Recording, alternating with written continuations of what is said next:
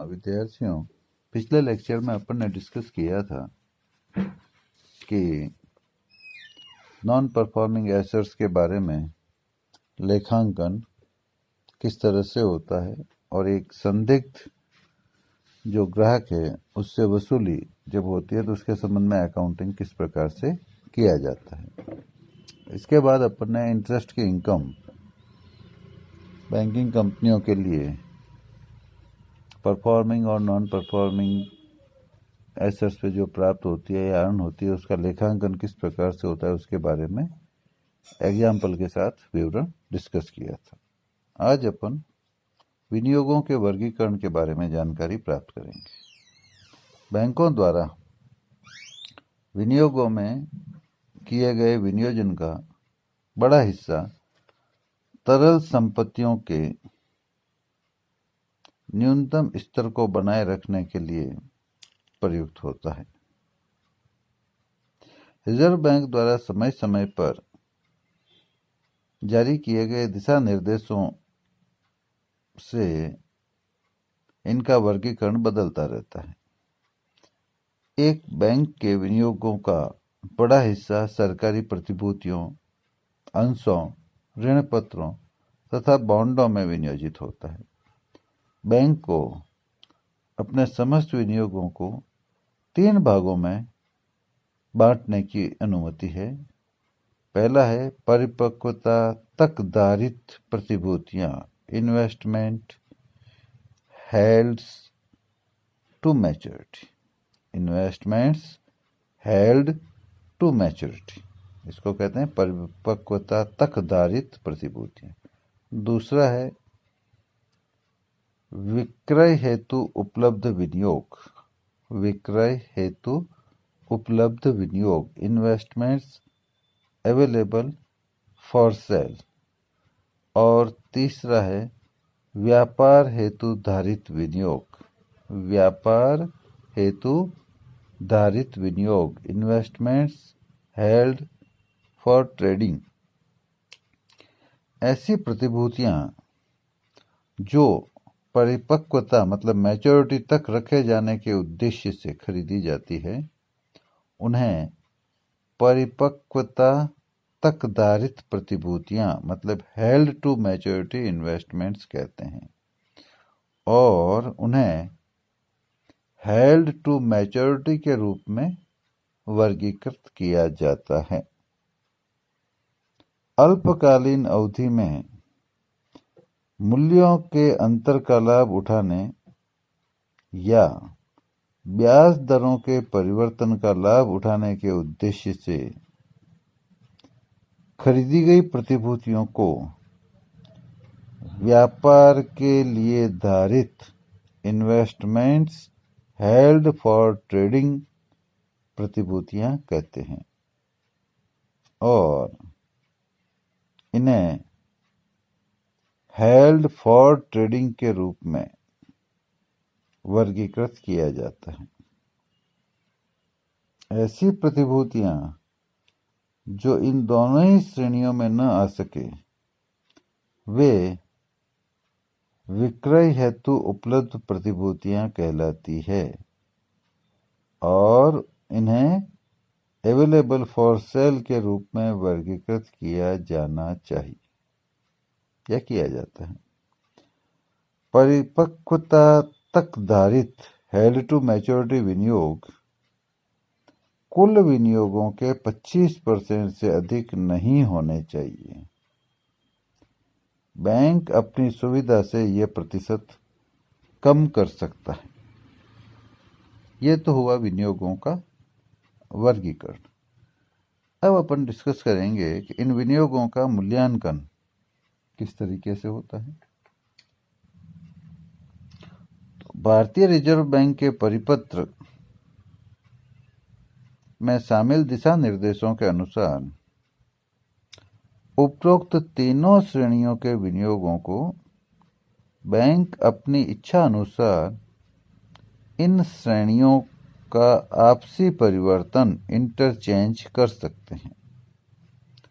दिशा निर्देश के अनुसार प्रत्येक बैंक को अपने संचालक मंडल की अनुमति से एक विनियोग नीति बनानी चाहिए ताकि इन दिशा निर्देशानुसार इनका वर्गीकरण, परिवर्तन और मूल्यांकन किया जा सके तथा यह भी आसानी से पता लगाया जा सके कि वर्गीकरण, मूल्यांकन और परिवर्तन संबंधी दिशा निर्देशों की अनिवार्यता का पालन हो रहा है या नहीं। परिपक्वता तक धारित मतलब हेल्ड टू मैच्योरिटी विनियोगों को यदि वे सम मूल्य पर या इससे कम पर खरीदे गए हैं तो लागत मूल्य पर दिखाया जाना चाहिए। यदि ये प्रब्याजी सहित खरीदे गए हैं तो प्रब्याजी की राशि को शेष परिपक्वता अवधि में अपलिखित कर देना चाहिए। इस श्रेणी के विनियोगों में यदि सहायक कंपनियों या संयुक्त उपक्रमों में किए गए विनियोग शामिल हो और उनके मूल्यों में स्थायी प्रकृति मतलब परमानेंट नेचर की गिरावट हो तो उसका प्रावधान करना चाहिए। इस हेतु प्रत्येक प्रतिभूति को देखा जाएगा।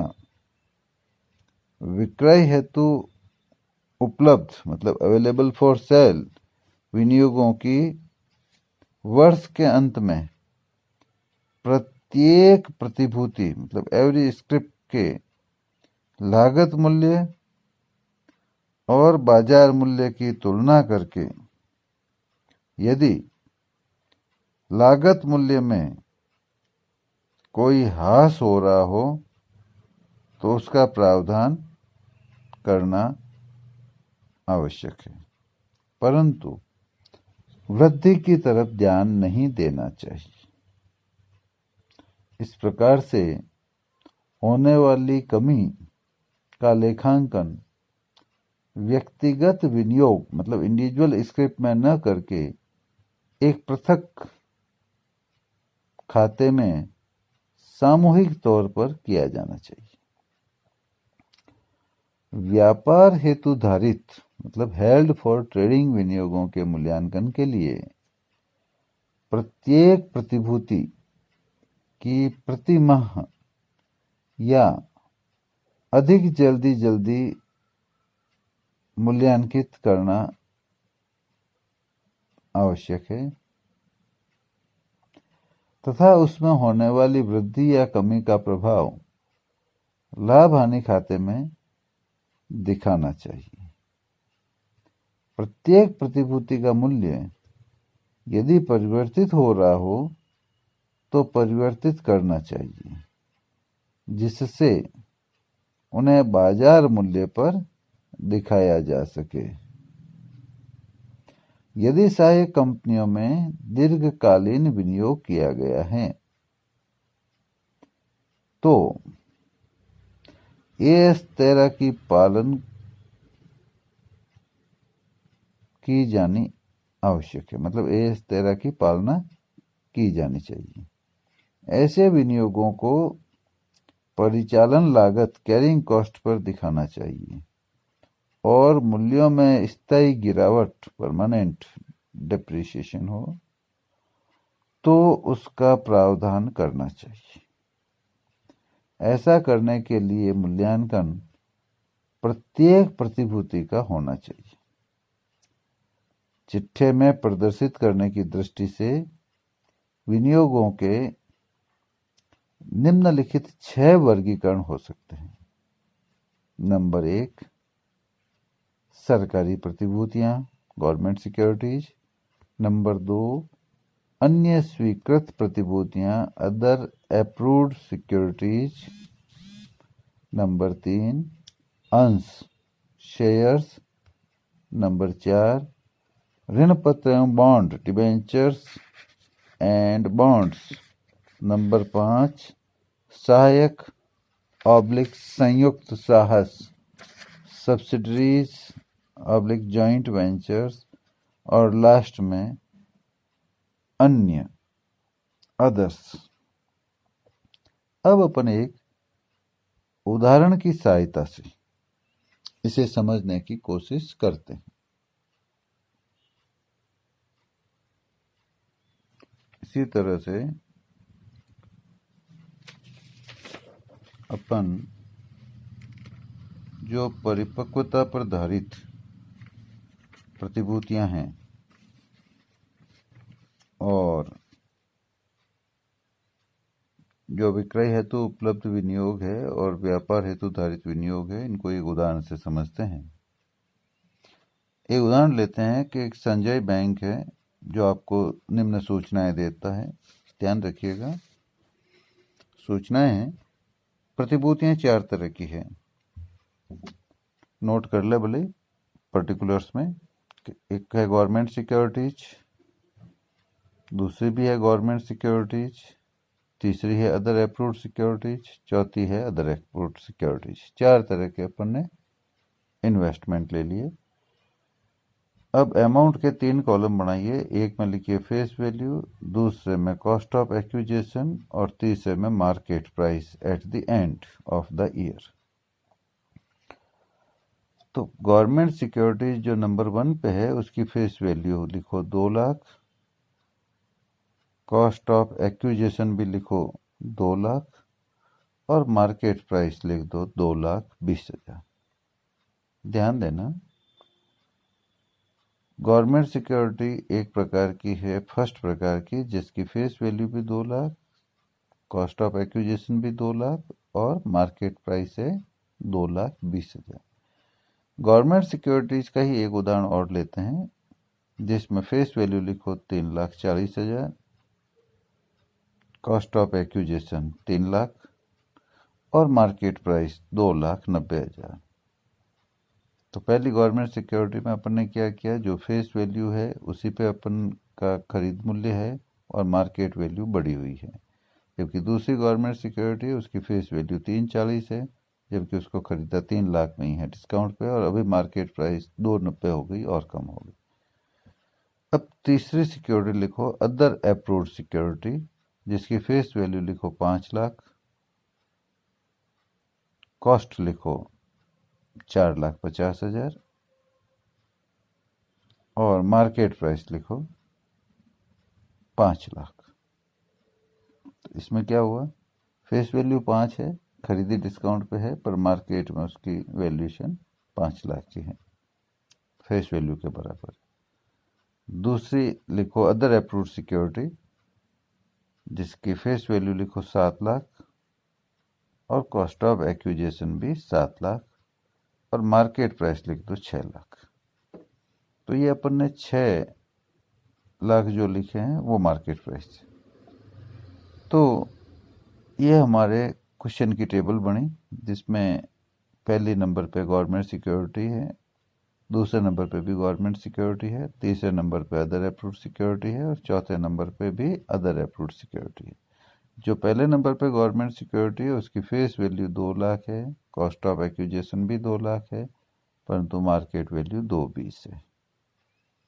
दूसरी गवर्नमेंट सिक्योरिटी है उसकी फेस वैल्यू 3,40,000 है, कॉस्ट ऑफ एक्विजिशन 3 लाख ही है और मार्केट प्राइस 2,90,000 हो गई है, मतलब सब गिर रही है धीरे धीरे। और तीसरे नंबर पे अप्रूव्ड सिक्योरिटी है अदर अप्रूव्ड, उसकी कॉस्ट फेस वैल्यू है 5 लाख, कॉस्ट ऑफ एक्विजिशन हो गई 4,50, जबकि मार्केट प्राइस हो गई उसकी 5 लाख। और लास्ट में अदर अप्रूव्ड सिक्योरिटी है जिसकी फेस वैल्यू है 7 लाख, कॉस्ट ऑफ एक्विजिशन भी है 7 लाख, पर मार्केट प्राइस हो गई है 6 लाख। तो अलग अलग किया है जान के उदाहरण में। एक तरह की गवर्नमेंट सिक्योरिटी में जो फेस वैल्यू है वही कॉस्ट ऑफ एक्विजिशन है, पर मार्केट प्राइस बढ़ रही है। दूसरी गवर्नमेंट सिक्योरिटी में जो फेस वैल्यू है उसकी तुलना में कॉस्ट कम पे है, खरीदी है अपन ने डिस्काउंट पे और उसकी मार्केट प्राइस और डाउन आ गई है। इसी तरह से अदर अप्रूव्ड सिक्योरिटी है, उसकी फेस वैल्यू एक ऐसी है जिसकी 5 लाख है फेस वैल्यू और कॉस्ट ऑफ एक्विजिशन 485 है, अर्थात डिस्काउंट पे खरीदी है, परंतु मार्केट प्राइस उसकी फेस वैल्यू के बराबर है 5 लाख है। जबकि दूसरी अदर अप्रूव्ड सिक्योरिटी है, उसकी फेस वैल्यू 7 लाख है, कॉस्ट ऑफ एक्विजिशन भी 7 है, परंतु मार्केट प्राइस 6 हो गई है, डाउन हो गई। अब इसमें आपको क्वेश्चन पूछा गया है कि आप बैंक का लाभ हानि खाता और चिट्ठा बनाते समय उपरोक्त के साथ किस प्रकार व्यवहार करेंगे। यदि अब इनको तीनों कैटेगराइज कर दिया जाए कि प्रतिभूतियां परिपक्वता तक धारित है, मतलब जो सिक्योरिटीज है वो हेल्ड टू मैच्योरिटी है, दूसरा व्यापार हेतु धारित है, हेल्ड फॉर ट्रेडिंग है, और तीसरा विक्रय हेतु उपलब्ध है, अर्थात अवेलेबल फॉर सेल है। मतलब तीनों ही परिस्थितियों में इन्वेस्टमेंट अकाउंट में इसे कैसे दिखाया जाएगा। इन्वेस्टमेंट अकाउंट का मतलब शेड्यूल 8 में जो इन्वेस्टमेंट है उसमें इसका प्रेजेंटेशन कैसे होगा और लाभ हानि खाते में इसका प्रभाव क्या होगा। तो अब देखो, सबसे पहले अपन लेते हैं सॉल्यूशन करते समय कि परिपक्वता तक धारित प्रतिभूतियां यदि इनको माना जाए तो सॉल्यूशन कैसे होगा। तो सुनिए, परिपक्वता तक धारित मैच्योरिटी तक धारित प्रतिभूतियों की दशा में यदि उनकी लागत अंकित मूल्य के बराबर या उससे कम है, अंकित मूल्य के बराबर या उससे कम है, तो उन्हें लागत मूल्य पर ही मूल्यांकित किया जाएगा। अपन ने पढ़ा था थ्योरी में, मतलब कॉस्ट ऑफ एक्विजिशन पे मूल्यांकन होगा। तो अब बनाइए शेड्यूल 8 इन्वेस्टमेंट की। मैंने आपको बताया था कि इन्वेस्टमेंट की शेड्यूल में इन्वेस्टमेंट को 6 भागों में वर्गीकृत करते हैं। पहला है गवर्नमेंट सिक्योरिटीज, दूसरा अदर अप्रूव्ड सिक्योरिटीज, तीसरा शेयर्स, चौथा डिवेंचर्स एंड बॉन्ड, पांचवा सब्सिडरीज एंड जॉइंट वेंचर और छठा अदर्स। तो ये 6 लिख देंगे। इन्वेस्टमेंट इन इंडिया लिख के, तो लिखिए investment in India. First situation ले रहे हैं अपन हेल्ड टू मैच्योरिटी में। इन्वेस्टमेंट इन इंडिया में नंबर 1 गवर्नमेंट सिक्योरिटीज। तो गवर्नमेंट सिक्योरिटीज का वैल्यूएशन है कॉस्ट ऑफ एक्विजिशन पे। तो आपके क्वेश्चन में देखिए, कॉस्ट ऑफ एक्विजिशन दोनों ही गवर्नमेंट सिक्योरिटीज की 2 लाख और 3 लाख हो गई, टोटल 2 + 3 = 5 लाख। और अदर अप्रूव्ड सिक्योरिटीज की जो कॉस्ट ऑफ एक्विजिशन है वो 4,50,000 और 7 लाख है, दोनों को जोड़ लीजिए 11,50,000। और शेयर्स, डिवेंचर्स, बॉन्ड, इन सब में डैश कर दीजिए क्योंकि है ही नहीं, अपन ने लिए ही नहीं है। सब्सिडरीज एंड जॉइंट वेंचर भी dash, other deposits with IDBI या अदर कोई UTI सब डैश। टोटल आ जाएगा 16,50,000। इसी तरह से इस शेड्यूल में सेकंड कर दीजिए इन्वेस्टमेंट्स आउटसाइड इंडिया, उसमें भी डैश कर दीजिए, गवर्नमेंट सिक्योरिटीज भी डैश, सब्सिडरीज, जॉइंट वेंचर भी डैश, अदर भी डैश, और ग्रांड टोटल 16,50 आ जाएगी। अब दूसरी तरीके से शेड्यूल 8 बनाते हैं। ये तो पहली तरीके से बन गई कि जब इनको जो इन्वेस्टमेंट है इनको अपन हेल्ड टू मैच्योरिटी माने। अब अपन इनको हेल्ड टू मैच्योरिटी नहीं मान के व्यापार हेतु धारित प्रतिभूतियां माने। व्यापार हेतु धारित, तो व्यापार हेतु धारित हेल्ड फॉर ट्रेडिंग। तो हेल्ड फॉर ट्रेडिंग व्यापार हेतु धारित मानने की दशा में लागत मूल्य और बाजार मूल्य इन दोनों का कंपैरिजन करेंगे और ये ध्यान रखते हुए बाजार मूल्य से लागत मूल्य की तुलना करके उससे होने वाली वृद्धि या कमी की जो हानि होगी वो अनुसूची 14 में दिखाई जाएगी और इनका मूल्यांकन बाजार मूल्य पर होगा। व्यापार हेतु धारित में मूल्यांकन बाजार मूल्य पर होता है, जो तीसरा कॉलम मैंने लिखाया है। तो बहुत सिंपल है, वापस बना दीजिए। Schedule R investment, number 1 investment in India, उसमें पहला हो जाएगा गवर्नमेंट सिक्योरिटीज, दूसरा अदर अप्रूव्ड सिक्योरिटीज, तीसरा शेयर्स, चौथा डिबेंचर्स एंड बॉन्ड्स, पांचवा सब्सिडरीज एंड जॉइंट वेंचर्स, छठा अदर्स। तो गवर्नमेंट सिक्योरिटीज में लिख दिया जाएगा 2,20,000 प्लस 2,90,000 बराबर 5,10,000, क्योंकि मार्केट प्राइस यही है। और अदर अप्रूव्ड सिक्योरिटीज में लिख दिया जाएगा 5 लाख प्लस 6 लाख बराबर 11 लाख। बाकी सब में डैश हो जाएगा, शेयर्स, डिवेंचर, सब्सिडीज, अदर्स में, तो टोटल हो जाएगी 16,10,000। और सेकंड में इन्वेस्टमेंट आउटसाइड इंडिया में तीनों ही चीज़ें लिख के गवर्नमेंट, सब्सिडीज और अदर्स में डैश कर दो, ग्रांड टोटल आ जाएगी 16,10,000। अब चूंकि यहाँ पे कॉस्ट के तुलना में लॉस हो रहा है, क्योंकि सरकारी प्रतिभूतियां जो फर्स्ट है वो 2 लाख में खरीदी, मूल्यांकन उसका 2,20 पे हुआ है, दूसरे 3 में खरीदी और 2,90 पे हुआ है, तो यहाँ 10,000 का फायदा हुआ है गवर्नमेंट सिक्योरिटीज में। जबकि अदर अप्रूव्ड सिक्योरिटीज जो 4,50 में खरीदी थी उसका मूल्यांकन 5 लाख पे हुआ है, तो 50,000 का फायदा। और 7 लाख में खरीदी उसका 6 लाख में ही हुआ है, तो 1 लाख का नुकसान, तो नेट नुकसान हो गया 50,000 का। तो ओवरऑल सबका मिला के तो अदर अप्रूव्ड में 50,000 का नुकसान है और गवर्नमेंट में 10,000 का फायदा है, तो नेट रिवैल्यूएशन की हानि हुई है वो 40,000 रुपये हुई है। तो इसलिए अनुसूची 4 में शुद्ध पुनर्मूल्यांकन की हानि 40,000 रुपये दिखाई जाएगी। और इन्वेस्टमेंट्स जो शेड्यूल 8 में है वो आए 16,10,000 की। इसके बाद तीसरी चीज लेते हैं, विक्रय हेतु उपलब्ध विनियोग। तो विक्रय हेतु उपलब्ध विनियोगों का मूल्यांकन करते समय सरकारी प्रतिभूतियों को तो लागत मूल्य पर ही दिखाया जाता है, जितने में खरीदा है उतने पर ही, और अन्य प्रमाणित प्रतिभूतियों को लागत मूल्य पर दिखाकर उनके बाजार मूल्य में यदि कोई परिवर्तन हुए हैं तो उनको विनियोग उच्चावचन संचय बनाकर उनमें समायोजित किया जाता है।